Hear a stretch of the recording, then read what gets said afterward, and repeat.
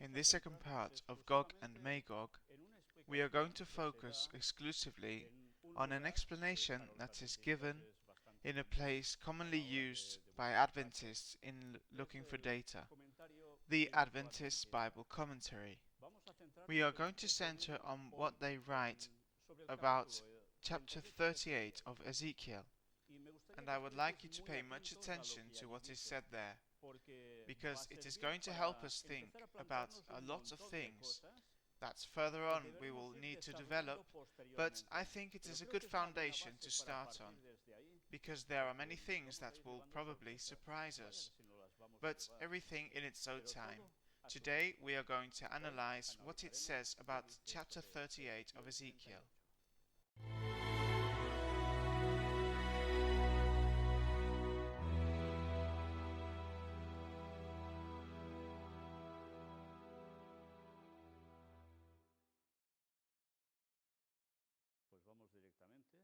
Well, let's go and see directly what the Seventh-day Adventist Bible Commentary says, referring to Ezekiel chapter 38.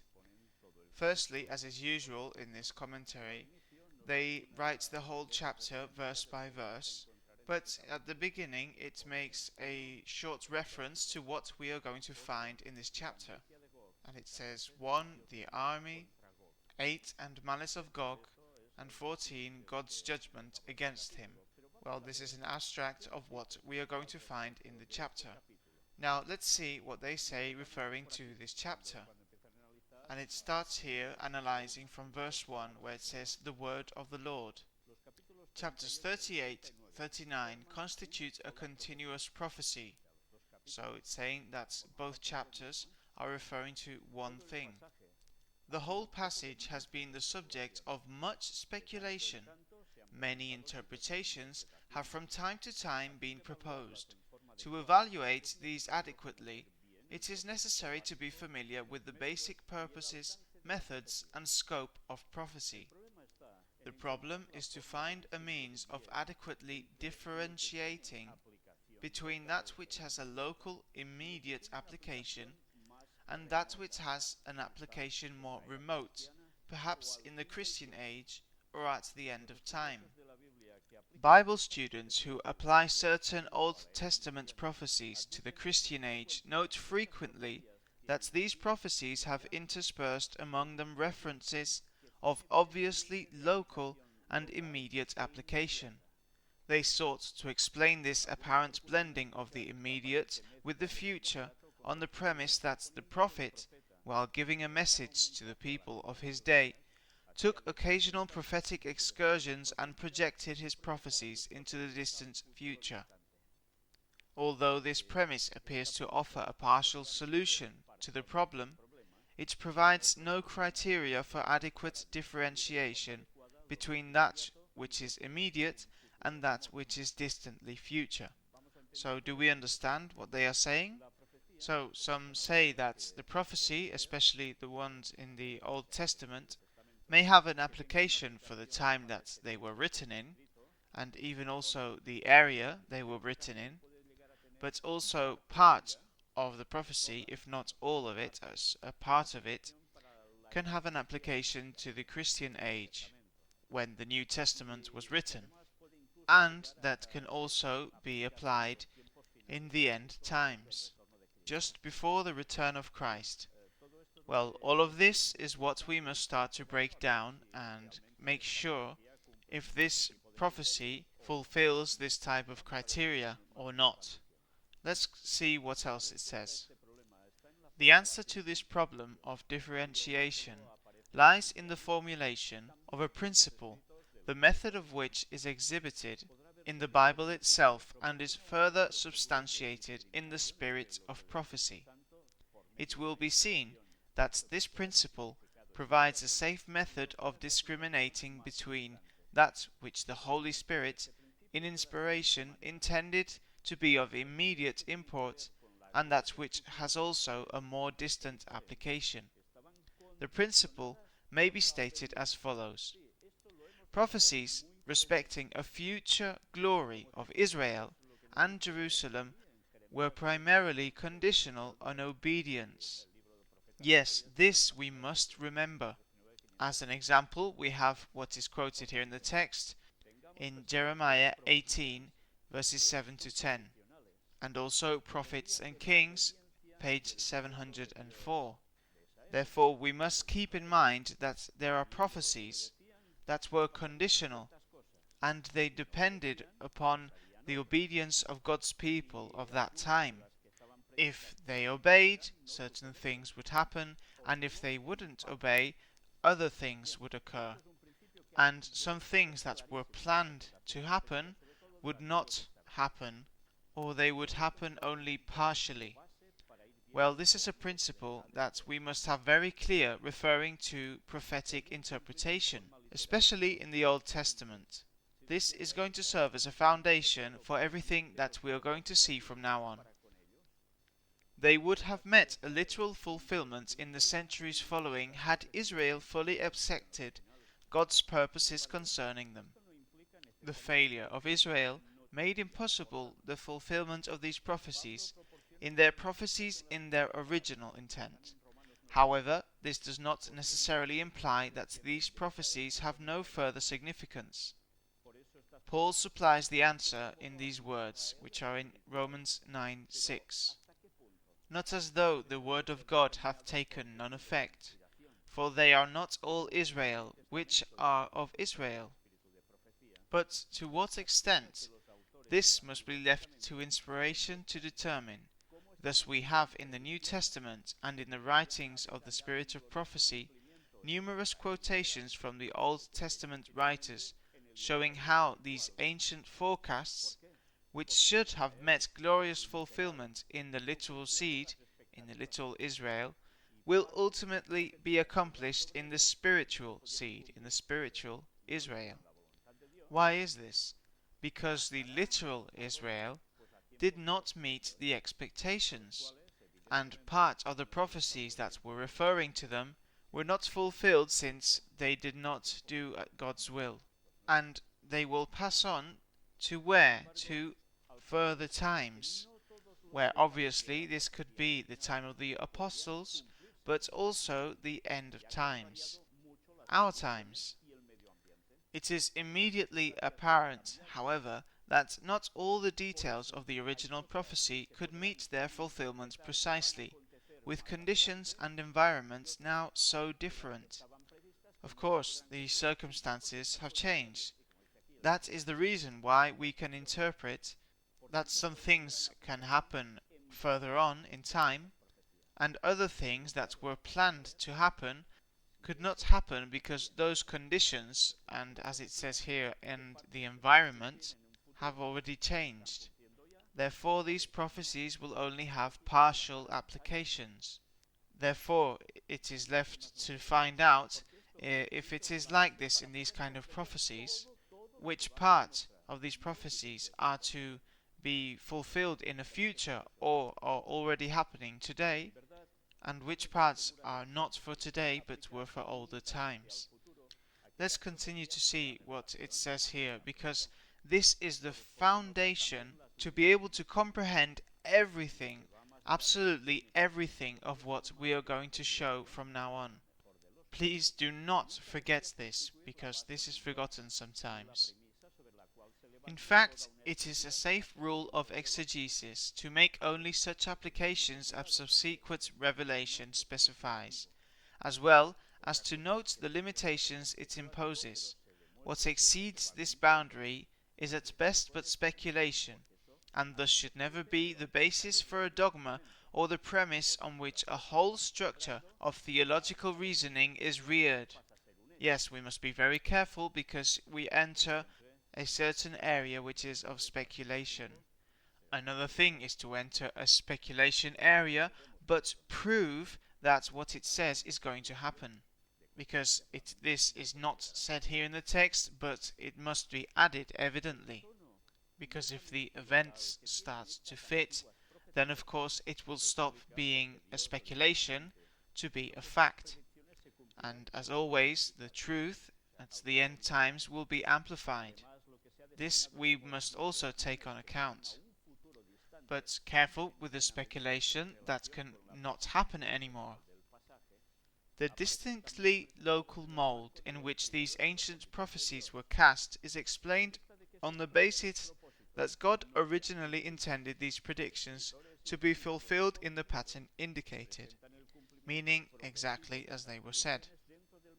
Furthermore, what have been designated as excursions into the distant future, largely detached from the general discussion, are seen also to be presented in the framework of God's earlier purposes. Now, however, with these earlier purposes unrealized, later inspired writers disclose the unfolding of these forecasts in the setting of the Christian Church.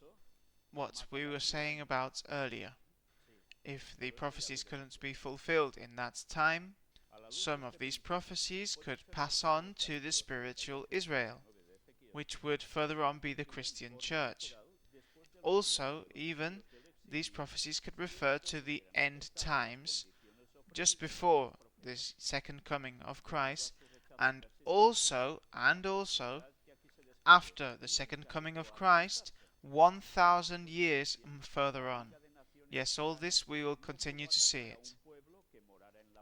In the light of this principle, it may be observed that chapters 38 to 39 of Ezekiel would have met a literal fulfillment after the Jews returned from exile, if they had accepted the conditions offered by the prophets. Because they persistently refused, the condition of prosperity here pictured was never realized. Consequently, the combination of heathen nations could not come down upon a people dwelling in the prosperity indicated. Yes, see how clear it is. It was a prophecy talking about how impressive the Israel of that time was going to be. And this, of course, would annoy very much their enemies.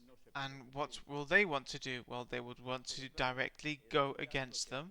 And then later it is described what happens to them precisely for going against God's people, the literal Israel. Well, since the Israel of that time failed because they rejected persistently what God wanted for them, then this could not be fulfilled.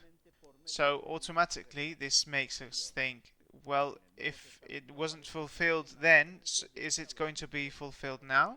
Will it be fulfilled further on, or even a lot further on? Let's see this. They themselves explain it in this manner. Will the prophecy have an application in the future?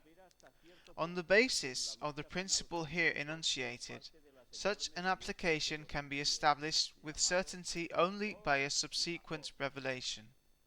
There is only one direct New Testament reference to the imagery of this prophecy, that of Revelation 28, which we saw on the previous conference. Here John tells us how this prophecy, which under certain conditions would have been literally fulfilled in an earlier day, will have a degree of fulfillment in the final struggle against God on the part of the vast hosts of the wicked, called Gog and Magog. The spirit of prophecy gives no direct exposition of this chapter, and I can assure you this because you can search and you will not find one text referring to this. Not one. Indirectly, of course, there may be seen a parallel between this struggle and the final struggle against the Israel of God, when the nations shall unite in making void God's law, seen in Testimonies Tome 5, and the wicked fully unite with Satan in his warfare against God, as seen in the Great Controversy. Therefore, when is it going to be when the nations unite, going against God's law? And Satan will be in warfare against God, therefore directly in warfare against God's people. Well, before the coming of Christ with the Sunday law. So see that this gives us a nuance, that before the second coming of Christ with the Sunday law, there is already a certain application of this prophecy. But does it all end here? Let's see. As he, Satan, influenced the heathen nations to destroy Israel, so in the near future he will stir up the wicked powers of earth to destroy the people of God, as said in Testimonies for the Ministers, all of these books of Ellen White. This age-long controversy will ultimately be terminated by the destruction of Satan and his hosts, termed in Gog and Magog, as said in Revelation 28, at the end of the millennium. See how many applications this is coming to have. Just before the coming of Christ, in a sense of Sunday law, with the persecution against God's people, but also after the millennium, after the second coming of Christ, 1,000 years later, when will be the resurrection of the wicked, and Satan will unite all those wicked that have been resurrected to do something, to go against the New Jerusalem, to go against God and his people that are inside it. See that it has many applications. Now, will it have any more? We will see.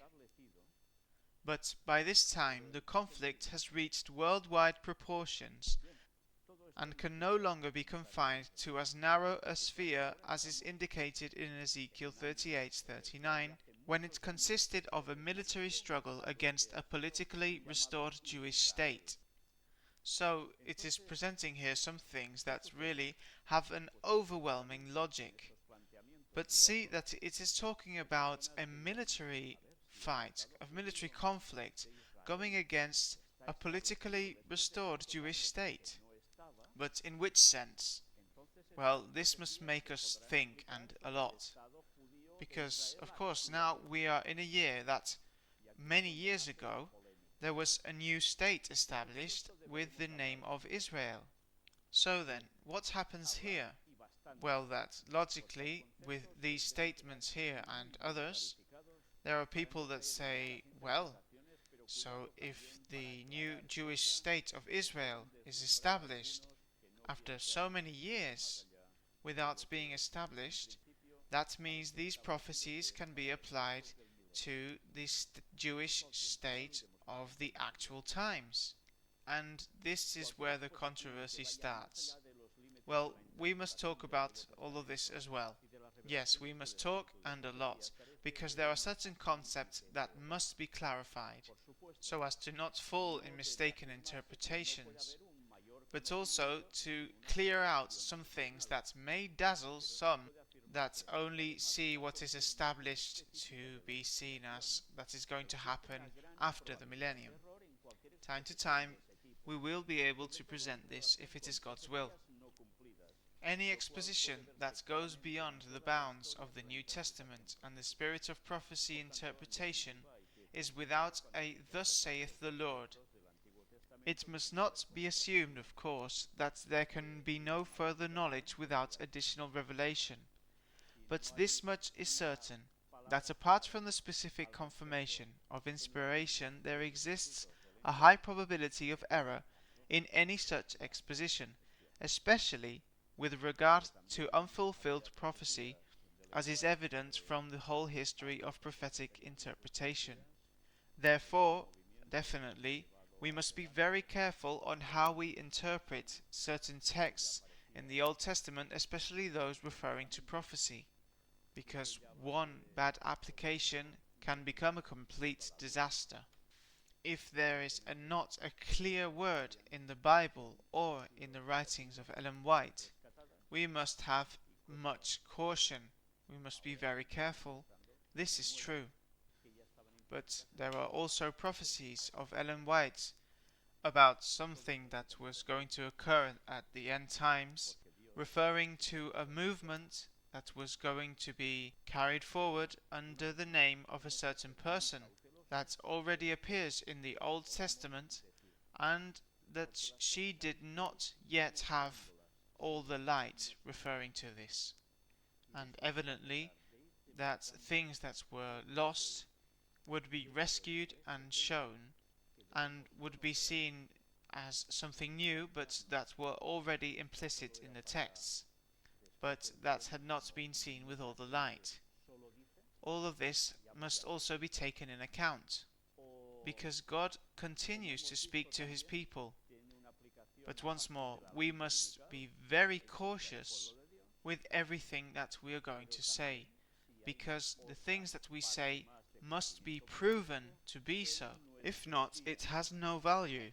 And this is about bringing evidence referring to this topic, that we must know to be able to ask ourselves if this was only about after the millennium, as many people only say, and I'm talking about Adventists, or as we have seen as well, it has an application starting with the Sunday law to go against God's people, but also if there is another part of prophetic fulfillment in our days up to the moment of the Sunday law, where the same story is going to be repeated against God's people.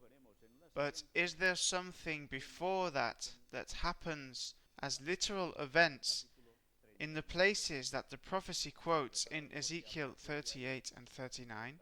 Well, that is what we must check to see if this is true or false, with the great implications that it will carry, precisely knowing if this is like this or not. Therefore, we are going to leave this part here, and we will see in the next part what is said referring to chapter 39 of Ezekiel.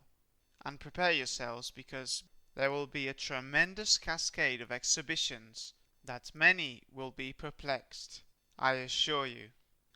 Maranatha 2031. Yes, because the prophecies reach up to there and 1,000 years beyond. But the year 2031 is the beginning of that millennium. Let's not forget this. God bless you.